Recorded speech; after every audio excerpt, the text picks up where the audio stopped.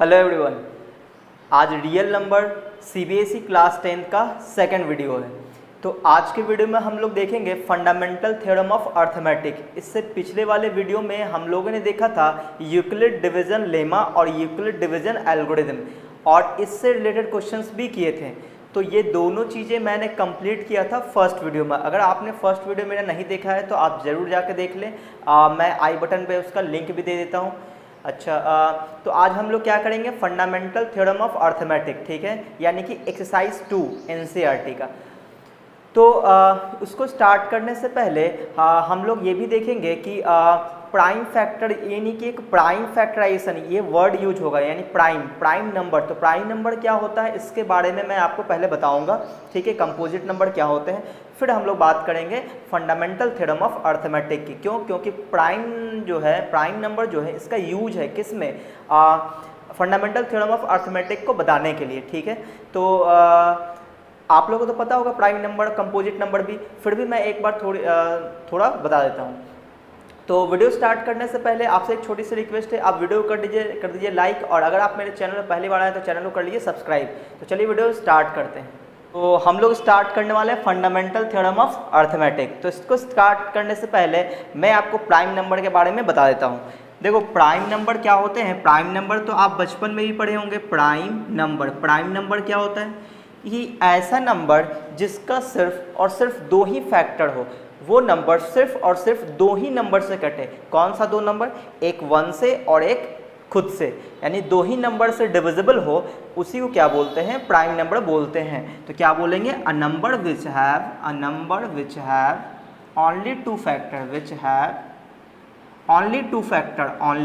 Two factors, सिर्फ और सिर्फ दो फैक्टर्स हो, उसी को क्या बोलते हैं, प्राइम नंबर बोलते हैं। जैसे एग्जाम्पल में बात करूँ तो इसका मतलब ये हुआ कि 1 तो प्राइम नंबर हो ही नहीं सकता। क्यों? 1 का जो है सिर्फ और सिर्फ एक ही फैक्टर खुद का ही होता है, तो वो प्राइम नंबर नहीं है। अच्छा, तो इसका मतलब ये हुआ कि जो प्राइम नंबर्स होंगे वो 1 से बड़ा होगा। तो आप ये ध्यान रखो, जितना भी प्राइम नंबर होता है 1 से बड़ा होता है, ठीक है। अच्छा, तो पहला प्राइम नंबर कौन होगा, तो 1 तो हो नहीं सकता प्राइम नंबर, तो कौन होगा, 2 होगा, ठीक है। 3, हाँ 3 भी होगा। क्यों? क्योंकि 3 भी जो है वो सिर्फ दो ही नंबर से डिविजिबल होता है, एक 1 से और एक खुद से, तो दो फैक्टर हो गए ना। अच्छा, अगला कौन होगा, 4 तो हो नहीं सकता। क्यों? क्योंकि 4 जो है डिविजिबल होता है 1 से भी, 2 से भी और 4 से भी, तो देयर आर 3 फैक्टर्स। तो यहाँ पे क्या हो जाएगा, 4 के साथ 3 फैक्टर हो जाएंगे, तो वहाँ पे वो क्या होगा, प्राइम नंबर नहीं होंगे। तो 5 प्राइम नंबर है, 6 प्राइम नंबर नहीं है। क्यों? क्योंकि 6 जो है डिविजिबल होगा 1 से, 2 से और 3 से और 6 से भी, ठीक है। तो 5, 7 हो जाएगा, 9 नहीं होगा, 11 होगा। तो इस तरह से आप देख रहे हैं कि ये प्राइम नंबर जो है इसका सिर्फ और सिर्फ दो ही फैक्टर्स हैं, ठीक है। तो जो नंबर प्राइम नहीं है उसको हम क्या बोलते हैं, वो कंपोजिट होता है। तो प्राइम नंबर में एक और नोटिस करने वाली बात यह है कि 2 ही एक ऐसा प्राइम नंबर है जो इवन है, ओनली इवन प्राइम नंबर। ये 2 जो है प्राइम नंबर, 2 जो है यही सिर्फ एक इकलौता इवन प्राइम नंबर है, ठीक है। पूरे प्राइम नंबर में सिर्फ इवन एक 2 ही है जो इवन प्राइम है। अच्छा, तो अब हम बात कर लेते हैं हम लोग कंपोजिट नंबर की। कंपोजिट नंबर क्या होता है, तो प्राइम नंबर का जस्ट समझो कि अपोजिट हो गया कंपोजिट नंबर। तो प्राइम नंबर में कितना फैक्टर होता है, ओनली 2 फैक्टर्स, है ना। तो कंपोजिट नंबर में क्या होगा, मोर देन 2 फैक्टर, है ना, मोर देन 2 फैक्टर्स। तो इसके एग्जाम्पल में क्या आएगा, यानी कि यहाँ भी जो कंपोजिट नंबर होंगे वो 1 से बड़ा होगा। और तो पहला कंपोजिट नंबर कौन हो जाएगा, 4। क्यों? क्योंकि 1 तो हो नहीं सकता, 2 नहीं हो सकता, 3 नहीं हो सकता, ये सभी क्या है प्राइम, 1 तो छोड़कर 2, 3 प्राइम नंबर हो गए। तो अगला 4 है, तो 4 तो प्राइम नंबर है नहीं, तो क्या होगा, कंपोजिट होगा। क्यों? क्योंकि 4 का जो फैक्टर है वो 2 से ज़्यादा है। कैसे पता चला, 1 से भी कटेगा 4, 2 से भी कटेगा, 4 से भी कटेगा, तो 4 क्या हो गया, कंपोजिट नंबर हो गया। अगला क्या हो सकता है, 6, अगला 8, अगला 9, 8, 9, 9, 9। क्यों? 9 का जो फैक्टर होगा 1, 3, 9, ठीक है, तो 2 से ज़्यादा फैक्टर हो गए ना तो कंपोजिट नंबर में आ गया 10। तो इस तरह से आप देख रहे हैं ये क्या है, ये कंपोजिट नंबर है। ठीक है, तब आपको आइडिया लग गया होगा कि प्राइम नंबर और कंपोजिट नंबर क्या होते हैं। ठीक है, तो बेसिकली आपको ध्यान रखना है प्राइम नंबर, सही है। तो प्राइम नंबर किसको बोलते हैं, जिसका सिर्फ और सिर्फ 2 ही फैक्टर हो। कौन सा 2 फैक्टर, एक 1 होगा, एक खुद का होगा। ठीक है जी, चलिए अब हम लोग स्टार्ट करते हैं फंडामेंटल थ्योरम ऑफ अर्थमेटिक की। ठीक है, तो इसको मैं मिटा देता हूँ, आप चाहे तो नोट कर लेंगे इसको। तो फंडामेंटल थ्योरम ऑफ अर्थमेटिक में हम लोग क्या देखेंगे कि ये क्या बोला था कि फंडामेंटल थ्योरम ऑफ अर्थमेटिक कहता ये है कि every composite number can be uniquely expressed as a product of prime factors.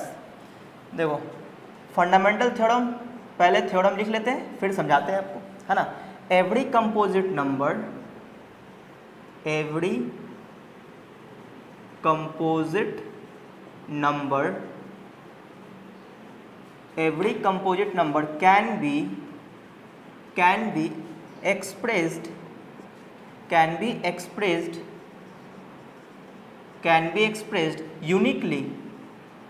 can be expressed uniquely as a product of every composite number can be uniquely expressed कर लेते हैं ना, ज़्यादा अच्छा रहेगा। Uniquely expressed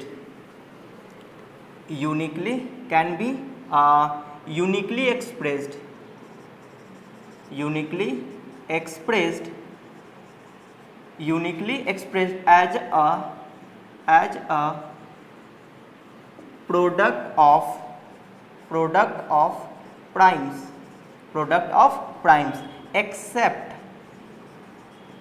except for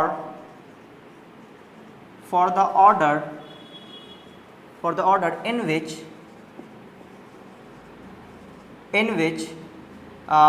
these prime factors occurs। ठीक है, अच्छा ये तो थ्योरम ये कह रहा है। तो अब मैं आपको समझाता हूँ ये लिखा क्या है। देखो एवरी कंपोजिट नंबर, जितने भी कंपोजिट नंबर होते हैं, ठीक है, composite number can be uniquely expressed as a product of prime. ठीक है, जितना भी कंपोजिट नंबर है उसको हम लोग प्राइम नंबर के फैक्टर के फॉर्म में लिख सकते हैं। ठीक है, आपने प्राइम नंबर भी देखा है, कंपोजिट नंबर भी देखा है। तो कंपोजिट नंबर में क्या देखा था, कंपोजिट नंबर में आपने ये देखा था कि उसके 2 से ज़्यादा फैक्टर होते हैं। ठीक है, जो प्राइम नंबर होते हैं उसका सिर्फ और सिर्फ 2 फैक्टर होते हैं। ठीक है, अच्छा तो as a product of primes except for the order in which these prime factors occurs, मतलब ऑर्डर मैटर नहीं करता। मैं आपको समझाता हूँ क्या। जैसे आप एग्जाम्पल में आप देखो, एग्जाम्पल मैंने कोई कंपोजिट नंबर ले लिया, चलो मैं कंपोजिट नंबर 14 ले लेता हूँ। ठीक है, आप 14 को फैक्टर के फॉर्म में आपको लिखना है। किसमें, फैक्टर के फॉर्म में। तो ये कंपोजिट नंबर है, इसको आप फैक्टर के फॉर्म में कैसे लिखोगे, इस तरह से आप 14 को तोड़ोगे इस तरह से। पहले सबसे छोटे नंबर से हम लोग डिवाइड करते हैं, तो क्या लिखेंगे 2 से 7 और फिर 7 और ये 1। ठीक है, तो क्या क्या आया, 2 × 7 × 1 आया। ठीक है, तो आप लोग को बस ये ध्यान रखना है कि 1 तो प्राइम नंबर नहीं है, तो 1 अगर हम लोग ना भी लिखें तो भी ये कोई दिक्कत नहीं, 2 7 या 14 ही होता है, सही है। तो यहाँ पे हम लोगों ने 1 को हटा दिया, क्योंकि हम लोग प्राइम फैक्टर के फॉर्म में लिखना चाह रहे हैं। बोला था ना कि composite number can be uniquely expressed as a product of primes. ठीक है, तो 2 × 7 हम क्या लिख सकते हैं इसको, 2 × 7, सही है। अच्छा 1 क्यों नहीं लिखा, प्राइम नंबर नहीं है ना, 1 लिखने कोई फ़ायदा भी नहीं। तो फिलहाल 14 को क्या लिख सकते हैं, 2 × 7। अच्छा तो 2 × 7 लिखा, तो कोई बच्चा ये भी बोलेगा सर आपने 7 × 2 क्यों नहीं लिखा। आप 7 × 2 भी लिख सकते हैं, 7 × 2।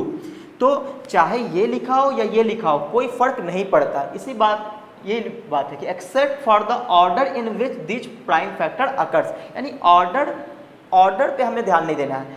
2 × 7 हो या 7 × 2 हो, प्राइम फैक्टर ही तो है। आप देखो 2 भी एक प्राइम है, 7 भी एक प्राइम है। ठीक है, जबकि 14 क्या था, एक कंपोजिट था।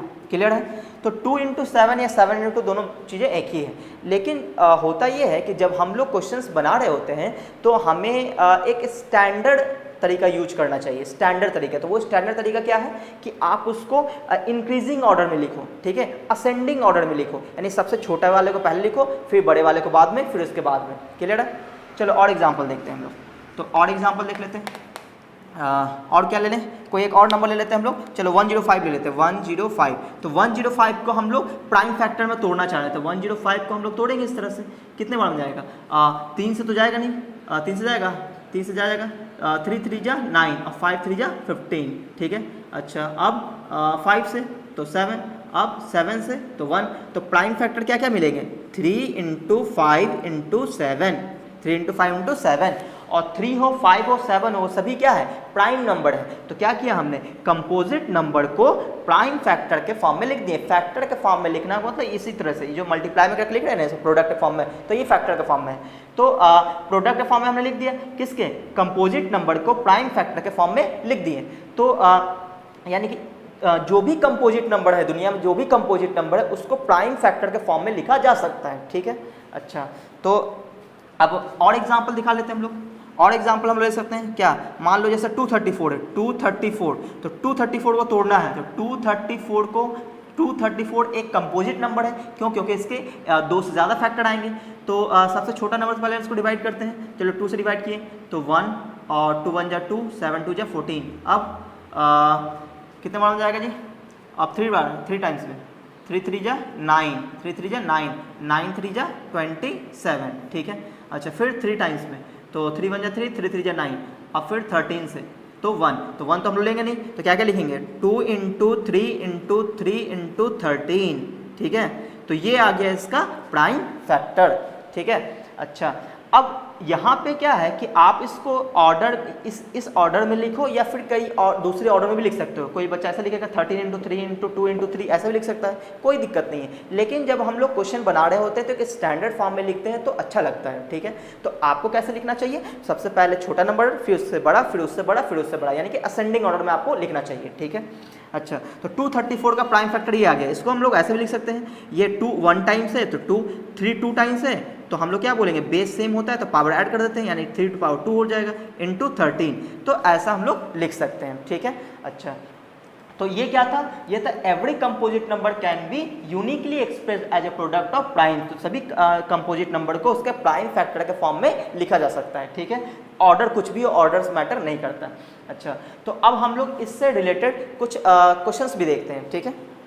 तो आइए हम लोग छोटा सा क्वेश्चन देख लेते हैं, so that each of the following is a composite number, ठीक है। ये दोनों कंपोजिट नंबर है, इस बात को हमें प्रूफ करनी है, ठीक है। तो कंपोजिट नंबर क्या होते हैं, जिसका 2 से ज़्यादा फैक्टर हो, number which have only more than 2 factor, है ना। तो आप लोग अगर ध्यान से देखो तो ये जो पहला वाला क्वेश्चन है इसमें 2 टर्म है, एक टर्म यहाँ से यहाँ तक हो गया, एक टर्म यहाँ से यहाँ तक। जो इनटू में होता है उसको एक ही टर्म मानते हैं, ठीक है। तो 2 टर्म है, तो इसमें हम लोग क्या देखते हैं, इन दोनों टर्म में कुछ कॉमन दिख गया हमें। क्या कॉमन दिख गया, हमें कॉमन दिख गया 7। कॉमन क्या होता है, जो दोनों में अवेलेबल हो, ठीक है, वो हमें कॉमन बोलते हैं उसको। तो 7 हमने कॉमन ले लिया, अब ब्रैकेट ले लिया हम लोगों ने। अब इस वाले टर्म में हमने 7 को बाहर निकाल लिया, तो क्या बचा 3 × 11, तो क्या बचेगा 3 × 11। बीच में क्या है, प्लस है तो प्लस का साइन दे देंगे। यहाँ से 7 हम लोग बाहर निकाल चुके हैं, तो यहाँ पे क्या बचा होगा 1, तो यहाँ पे क्या बचाएगा 1। अब आप लोग चेक कर सकते हो, जैसे ही इसको मल्टीप्लाई करोगे तो यही मिलने वाला है, ठीक है। तो इसको अगर हम थोड़ा और तोड़ लें तो कितना आ जाएगा 33 + 1, तो ये क्या आ जाएगा 7 × 34। आप 34 को चाहो तो ऐसे भी लिख सकते हो, ठीक है। तो आपने क्या देखा, मोर देन 2 फैक्टर्स, ये क्या है मोर देन 2 फैक्टर्स। तो अगर मोर देन 2 फैक्टर्स आ चुका है तो क्या बोलेंगे इसको, composite number. It shows that more than 2 factor, more than 2 factors, तो इसलिए क्या बोलेंगे, हेंस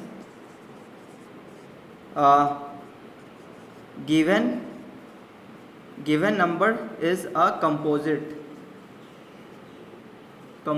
नंबर। तो ये हमारा गिवन दिया है, ये क्या है, कंपोजिट नंबर है।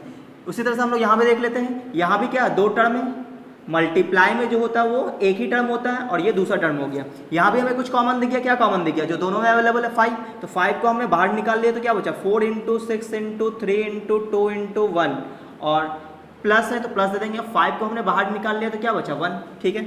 अच्छा अब इसको मल्टीप्लाई कर लो तो कितना आ जाएगा 24 दिया, ऐसे कर लेते हैं, 3 दूनी 6, 36 36 चौक है, 36 चौक है तो चलो बाकी 2 4 12 2 144 है ना, 144 इंटू 144। इसको आपको दिख रहा होगा ये क्लियरली कि 144 को आप बहुत सारा फैक्टर इसका प्राइम फैक्टर लिख सकते हो, 2 इंटू इसको मल्टी और फैक्टर फॉर्म लिख सकते हैं इस तरह से, जैसे मान लो 5 इंटू 3 इंटू 3 इंटू 4 इंटू 4 और भी लिख सकते हैं इसको, ठीक है ना। तो इसका मतलब ये हुआ कि ये मोर देन 2 फैक्टर है, तो फिर से यही चीज़ है क्या कि मोर देन अगर 2 फैक्टर है तो ये क्या होगा, prime number sorry composite number होंगे, ठीक है जी। चलो अब हम लोग एक और क्वेश्चन देख लेते हैं।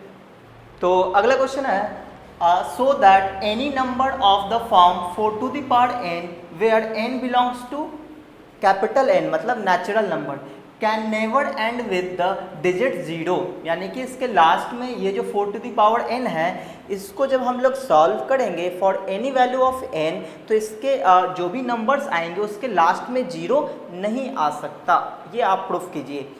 तो पहले तो मैं आपको इस सिंबल का मतलब समझा देता, क्योंकि आप 10th में हो तो आपको इस सिंबल का मतलब शायद पता ना हो, तो मैं आपको बता देता हूँ। ये जो वर्ड लिखा हुआ n belongs to capital N, तो ये जो लिखा हुआ ये सिंबल, इस सिंबल को हम लोग क्या बोलते हैं, बिलोंग्स टू। ये जो सिंबल है इसको क्या बोलते हैं, बिलोंग्स टू, बिलोंग्स टू, ठीक है। बिलोंग्स टू का मतलब ये हुआ कि स्मॉल n जो है वो मेंबर है किसका, कैपिटल N का, where capital N is natural number. Natural number को हम लोग कैपिटल N से डिनोट करते हैं, ठीक है।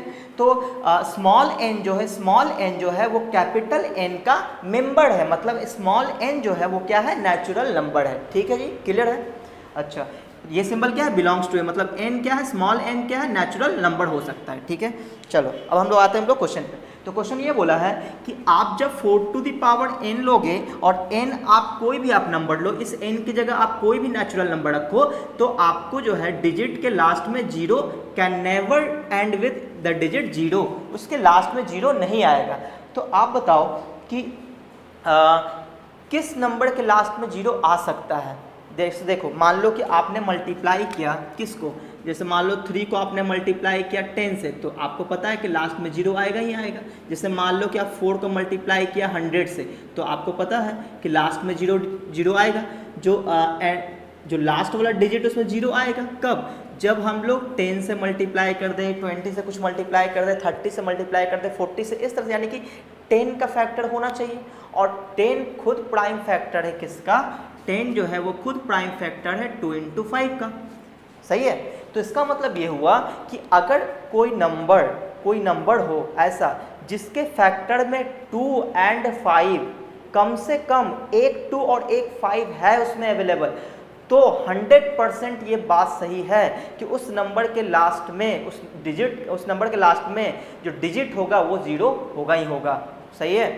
तो इसका मतलब ये हुआ कि अगर किसी नंबर के लास्ट में 0 आ रहा है तो 100% उसका जो प्राइम फैक्टर में एक 2 भी रहा होगा और एक 5, कम से कम एक 2 और एक 5 रहा होगा। ये मैं कम से कम एक 2 एक 5 क्यों बोल रहा हूँ, हो सकता है कि 2 2 हो, 2 5 हो सकता है 3 2 हो और 4 5 हो, ऐसा नहीं हो सकता, ऐसा हो सकता है। तो at least 1 2 and 1 5 is a factor of that number जिसके लास्ट में 0 आएगा, ठीक है। तो इसका मतलब ये हुआ कि अगर हम लोग ये दिखा दें कि 4 टू द पावर n जो आपने नंबर दिया है, इस नंबर का जो फैक्टर है उस फैक्टर में 2 and 5 दोनों एक साथ नहीं आ रहा है, तभी तो उसके लास्ट में 0 नहीं आएगा, क्लियर है। तो हम लोग इसी बात को यहाँ पे लिखने वाले हैं कि 4 टू द पावर n है।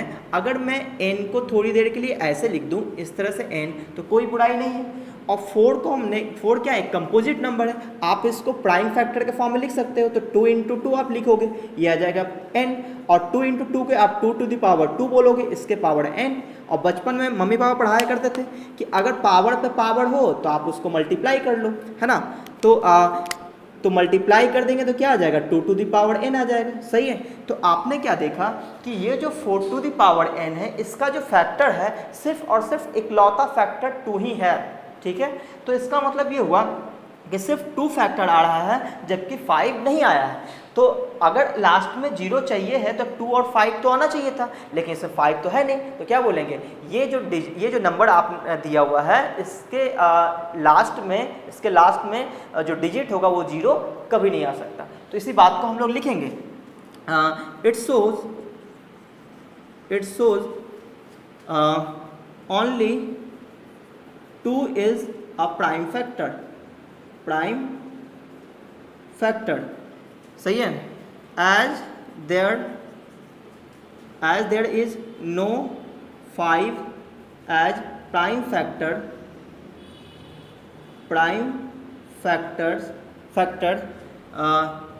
it can never end with digit 0, यानी कि इसके जो लास्ट में है, इसके जो लास्ट में है 0 नहीं आ सकता। क्यों? क्योंकि इसमें प्राइम फैक्टर सिर्फ 2 ही है, 5 नहीं है, ठीक है ना। तो ये बात होगी प्रूफ कि इस नंबर के जो ये जो नंबर है इसके लास्ट में डिजिट 0 नहीं आ सकता, ठीक है। तो आपने क्या क्या सीख लिया? आपने ये सीखा फंडामेंटल थ्योरम ऑफ अर्थमेटिक में आपने ये देखा कि किसी भी कंपोजिट नंबर को प्राइम फैक्टर में तोड़ सकते हैं, ठीक है। फंडामेंटल थ्योरम ऑफ अर्थमेटिक ये क्लियर हो गया।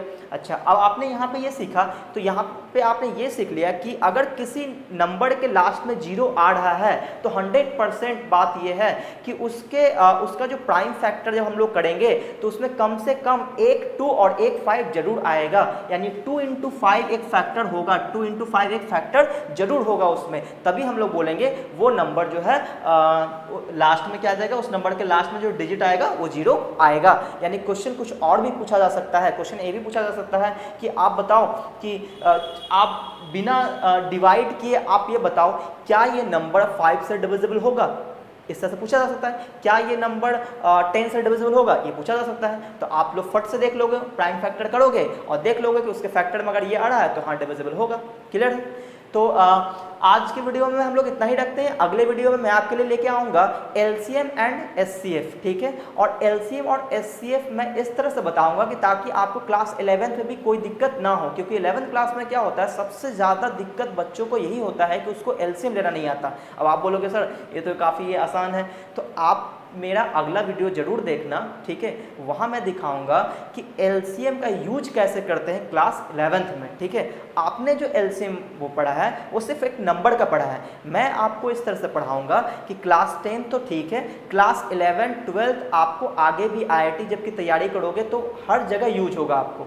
तो कहने का मतलब ये हुआ कि आप अगला वीडियो ज़रूर देखना, आपको बहुत ज़्यादा फायदा होने वाला है, सिर्फ क्लास 10th के लिए नहीं, क्लास 11 क्लास 12 और अगर आप जेडबलई मेंस एनडीए वगैरह तैयारी करोगे वहाँ भी। तो बस आज के वीडियो में इतना ही रखते हैं। अगर आपको ये वीडियो अच्छा लगा तो वीडियो को लाइक कीजिए और अपने दोस्तों में ज़्यादा से ज़्यादा शेयर कीजिए। और अगर आप मेरे चैनल पर पहली बार आए हैं तो चैनल को सब्सक्राइब भी कर लें और बेल आइकन जरूर दबा दें ताकि जैसे मैं कोई नया वीडियो डालूंगा आपको नोटिफिकेशन मिल जाएगा।